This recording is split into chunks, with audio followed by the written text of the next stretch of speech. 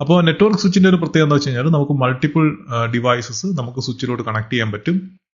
അതേസമയം ഒരു ഡിവൈസ് മറ്റൊരു ഡിവൈസോട് കമ്മ്യൂണിക്കേഷൻ നടത്തുമ്പോഴത്തേക്കിനും ആ പർട്ടിക്കുലർ ഡിവൈസിന് മാത്രമേ ആ കമ്മ്യൂണിക്കേഷനിൽ എന്ന് വെച്ചാൽ ഇപ്പൊ ഡിവൈസ് എയും ഡിവൈസ് ബിയും തമ്മിൽ ഒരു കമ്മ്യൂണിക്കേഷൻ നടത്തുമ്പം ആ കമ്മ്യൂണിക്കേഷൻ ഡിവൈസ് എയിലും ബിയിലും മാത്രം നിൽക്കും. അത് മറ്റുള്ള ഡിവൈസിലോട്ട് ഫോർവേഡ് ചെയ്യുകയോ അങ്ങനെയുള്ള പരിപാടികളൊന്നും സ്വിച്ചസ് ചെയ്യാറില്ല.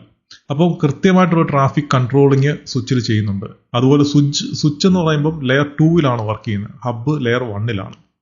അപ്പം ലെയർ 2 വരുമ്പോഴത്തേനും നമുക്ക് മാക് അഡ്രസ് ബേസ് ചെയ്തിട്ടുള്ള റൗട്ടിങ് അല്ലെങ്കിൽ മാക് അഡ്രസ് ബേസ് ചെയ്തിട്ടാണ് സ്വിച്ചസ് ഫ്രെയിംസിനെ അല്ലെങ്കിൽ ഡേറ്റ ഫ്രെയിംസിനെ അത് ഫോർവേഡ് ചെയ്യുന്നത്. അപ്പൊ അങ്ങനെ ഒരു ബെനിഫിറ്റ് അതിനകത്തുണ്ട്. മാക് അഡ്രസ് ടേബിൾ സ്വിച്ച് എപ്പോഴും ക്രിയേറ്റ് ചെയ്ത് വെച്ചിട്ടുണ്ടാവും. അപ്പം ആ സ്വിച്ചിൽ കണക്ട് ചെയ്തിട്ടുള്ള ഏതൊക്കെ ഡിവൈസ് ആണോ ആ ഡിവൈസസിന്റെ എല്ലാം മാക് അഡ്രസ് സ്വിച്ചിൽ റെക്കോർഡഡ് ആണ്. ആ മാക് അഡ്രസ് ടേബിൾ അനുസരിച്ചായിരിക്കും സ്വിച്ച് എപ്പോഴും അതിന്റെ ഫ്രെയിംസ് ഫോർവേഡ് ചെയ്യുന്നത്. പിന്നെ ഒരേ സമയം മൾട്ടിപ്പിൾ കമ്മ്യൂണിക്കേഷൻ നടക്കുക എന്ന് വെച്ചാൽ സെൻഡ് റിസീവ് എല്ലാം ഒരേ സമയം നമുക്ക് ചെയ്യാൻ പറ്റും എന്നുള്ളതാണ് സ്വിച്ചിന്റെ ഒരു അഡ്വാൻറ്റേജ്. അതിനെയാണ് നമ്മൾ ഡുപ്ലെക്സ് എന്നും ഫുൾ ഡുപ്ലെക്സ് എന്ന് പറയുന്നത്. ഡുപ്ലെക്സ് എന്ന് പറഞ്ഞു കഴിഞ്ഞാൽ ഒന്നുകിൽ സെൻഡ് അല്ലെങ്കിൽ റിസീവ്, ഇത് രണ്ടിൽ ഏതെങ്കിലും ഒരെണ്ണമേ ഒരു ഡുപ്ലെക്സിൽ സാധ്യമാവുള്ളൂ. ഫുൾ ഡുപ്ലെക്സ് എന്ന് പറഞ്ഞു കഴിഞ്ഞാൽ സെൻഡും റിസീവും ഒരേ സമയം നടക്കുമ്പോഴാണ് നമ്മൾ ഫുൾ ഡുപ്ലെക്സ് കമ്മ്യൂണിക്കേഷൻ എന്ന് പറയുന്നത്.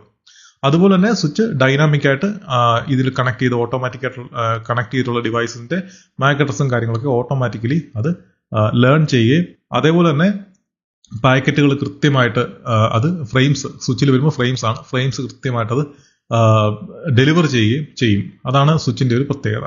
അപ്പം ജനറലി നമ്മൾ സ്വിച്ച് നോക്കുവാണെങ്കിൽ നമുക്ക് ഇതൊരു സ്വിച്ചിന്റെ ഒരു ഡയഗ്രമാണ്.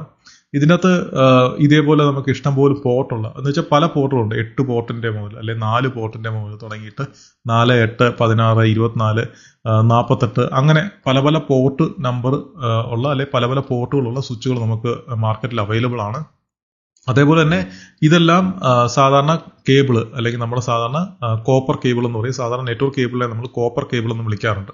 അപ്പം ആ കോപ്പർ കേബിൾ വെച്ചിട്ട് കണക്ട് ചെയ്യുന്നതാണ് ഇത്. അതേപോലെ തന്നെ SFP ഉണ്ട്. SFP എന്ന് പറഞ്ഞാൽ ഫൈബർ നമുക്ക് കണക്ട് ചെയ്യാൻ പറ്റുന്ന സ്വിച്ചുകളുണ്ട്. അപ്പം ചിലപ്പോൾ നമുക്ക് ഫൈബർ സ്വിച്ച് മേടിക്കുകയാണെങ്കിൽ ഈ കോപ്പർ പോർട്ടിന് പകരം എല്ലാം ഫൈബർ പോർട്ടായിരിക്കും.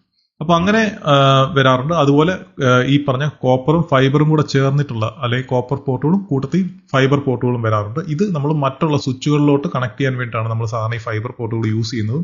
ഇതെല്ലാം നമ്മൾ ഡിവൈസുകൾ കണക്ട് ചെയ്യും. അപ്പൊ സ്വിച്ചിലാണ് നമ്മൾ ശരിക്കും പറഞ്ഞാൽ എൻഡ് ഡിവൈസുകൾ കണക്ട് ചെയ്യാറുള്ളത്. അതായത് സെർവർ ആണെങ്കിലും ഇപ്പൊ ലാപ്ടോപ്പോ PC യോ ഒക്കെ നമ്മൾ വയേർഡ് ആയിട്ട് കണക്ട് ചെയ്യുവാണെങ്കിൽ നമ്മൾ സ്വിച്ചിലായിരിക്കും കണക്ട് ചെയ്യുന്നത്.